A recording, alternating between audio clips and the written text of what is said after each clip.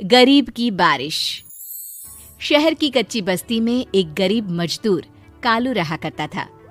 कालू के घर में उसकी पत्नी जानकी थी। जानकी लोगों के घरों में झाड़ू पोछा करके कुछ पैसे कमा लेती थी और वहीं कालू किसी तरह मेहनत मजदूरी करके 2 वक्त की रोटी का जुगाड़ कर लेता था। कुछ दिनों से हो रही बारिश के कारण कालू की मजदूरी बंद हो गई थी। अरे जानकी, इस बार तो बरसात ने हद ही कर दी, रुकने का नाम ही नहीं ले रही। कुछ समझ में नहीं आ रहा, अगर इसी तरह काम पर नहीं गया तो 2 वक्त की रोटी का जुगाड़ कैसे होगा। अरे तुम चिंता क्यों करते हो, बारिश का क्या है, 1 आध दिन में रुक जाएगी और उसके बाद में फिर से काम शुरू हो जाएगा। अरे 3 दिन तो हो गए, बरसात तो रुक ही नहीं रही है और आगे भी रुकने के कोई आसार नहीं दिख रहे। तो क्या हुआ, तुम्हारा काम बंद हुआ है ना? मैं तो अभी भी लोगों के घर झाड़ू पोछा करने जाती ही हूँ। मेरे पगार से कुछ दिन तो निकल ही जाएंगे। अरे घर का खर्चा तो हम किसी तरह चला लेंगे जानकी, लेकिन ये जो छत टपक रही है इसका क्या करेंगे? ये बात तो आपकी सही है।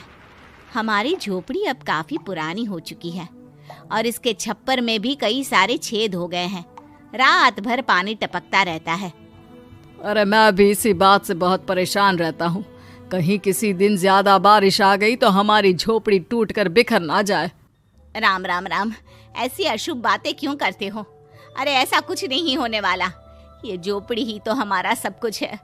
अगर यही नहीं रही तो हम जाएंगे कहाँ? ठीक है जानकी, जब तुम्हारी पगार मिल जाएगी तो कुछ पैसे बचाकर झोपड़ी के छप्पर की मरम्मत करवा लेंगे। शायद हमारी परेशानी कुछ कम हो जाए। ठीक है जी, अब ना ज्यादा परेशान मत हो। ये लो, खाना खा लो और सो जाओ, सुबह मुझे भी जल्दी काम पर जाना है। जानकी और कालू अपनी झोपड़ी में सो गए। रात को अचानक से बहुत तेज बारिश शुरू हो गई। धीरे धीरे बारिश का पानी कालू की बस्ती में भरने लगा। पानी भरते भरते झोपड़ी के बाहर तक पहुंच गया था। सुबह के वक्त जब कालू और जानकी सोकर उठे, हे भगवान, ये क्या हो गया? बारिश का पानी तो हमारे घरों तक पहुंच चुका है। अब मैं काम पर कैसे जाऊंगी? रहने दो जानकी, तुम आज काम पर मत जाओ। ऐसे पानी से निकल कर जाओगी और बीमार पड़ गई तो लेने के देने पड़ जाएंगे। लेकिन अगर नहीं गई तो मालकिन लोग नाराज हो जाएंगे। आप जानते हैं ना, बड़ी मुश्किल से 1 दिन की छुट्टी भी नहीं देती है। अरे लेकिन जानकी, झोपड़ी के बाहर तो पूरी बस्ती में पानी भरा है, तुम जाओगी कैसे? जानकी जैसे तैसे करके काम पर चली जाती है, लेकिन अगले दिन फिर से बहुत ज्यादा बारिश होती है और बस्ती में ज्यादा पानी भर जाता है। आज तो मैं तुम्हें किसी भी तरह काम पर नहीं जाने दूंगा। अरे अगर तुम्हें कुछ हो गया तो क्या होगा? ठीक है, तुम ठीक ही कहते हो, आज नहीं जाती।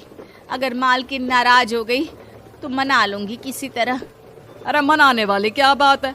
जब तुम बताओगी कि हमारी झोपड़ी में पानी भर गया है तो वो खुद ही समझ जाएंगे ना।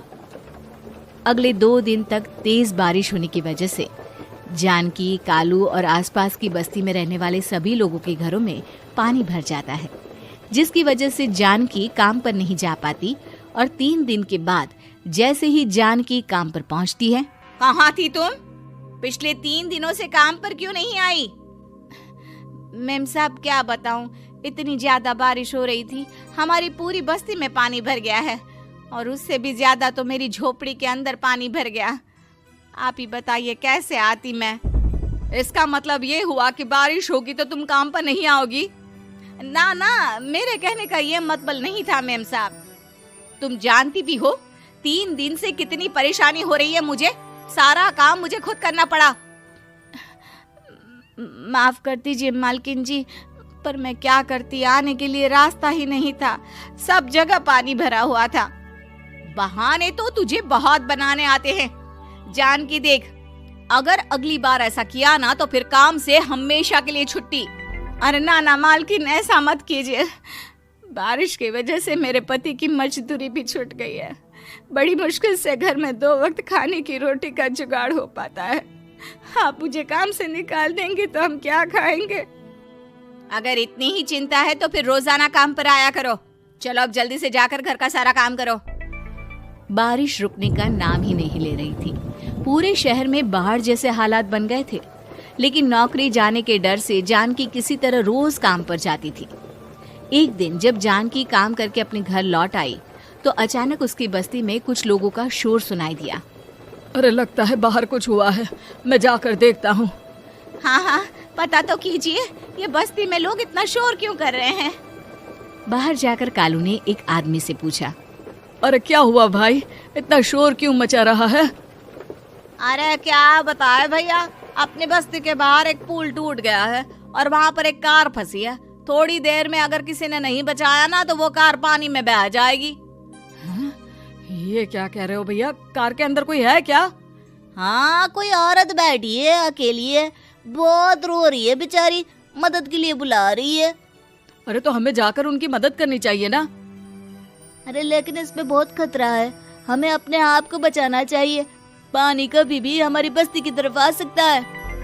अरे तुम्हें नहीं चलना तो मत चलो, लेकिन मैं तो जाकर उस औरत की मदद जरूर करूंगा। कालू उस जगह पर पहुंचता है जहां वो औरत कार में फंसी हुई थी। वहां पर पानी का बहाव बहुत तेज था और सारा पानी कालू की बस्ती की तरफ ही आ रहा था। कालू ने एक बड़ी सी रस्सी को पेड़ से बांध दिया और दूसरे सिरे को कार की तरफ फेंक दिया और उस औरत को रस्सी के सहारे बाहर आने के लिए कहा। तभी वहां जानकी भी दौड़ती हुई आई। अरे ये तो मेरी मालकिन है, जिनके यहाँ मैं काम करने जाती हूँ। अरे मैडम जी, आप डरिएगा मत, आपको कुछ नहीं होगा। आपकी गाड़ी को भी मैंने रस्सी से बांध दिया है। थोड़ी देर में पानी का बहाव कम हो जाएगा, फिर हम आपकी कार को भी बाहर निकाल लेंगे। क्या तुम जानकी के पति हो? हाँ हाँ, जानकी मेरी ही पत्नी है, आपके यहाँ काम करती है ना। लेकिन मेम साहब, आप यहाँ पानी में कैसे फंस गई? अब क्या बताऊं, मैं अपनी सहेलियों के साथ पिकनिक पर गई थी, वहीं से लौट रही थी। अचानक पानी का बहाव तेज हो गया और मेरी गाड़ी फंस गई। अरे कोई बात नहीं मालकिन, अब ना आप बिल्कुल सुरक्षित हैं। मैं तो बहुत बुरी तरह डर गई थी, कब से मदद के लिए चिल्ला रही थी, लेकिन कोई मेरी मदद के लिए नहीं आया। भला हो तुम्हारा पति का जिसने मेरी जान बचा ली। लेकिन जानकी, मैंने तुम्हारे साथ बहुत गलत व्यवहार किया। इतने खराब मौसम और बाढ़ में भी तुम्हें काम पर आने के लिए कहा, नौकरी से निकालने की धमकी भी दी, और तुमने मेरी जान बचाई। मुझे माफ कर दो। अरे कोई बात नहीं मालकिन, आपकी जान बचाना तो हमारा धर्म था। देखो जानकी, तुम्हारी झोपड़ी में जो भी नुकसान हुआ है उसके लिए मैं तुम्हें पैसे दूंगी। आज तुम्हारे पति ने मेरी जान बचाई है और आज के बाद मैं तुम्हें कभी भी नौकरी से निकालने की धमकी नहीं दूंगी। आज मैं तुम्हारी परेशानी को अच्छी तरह समझ चुकी हूँ।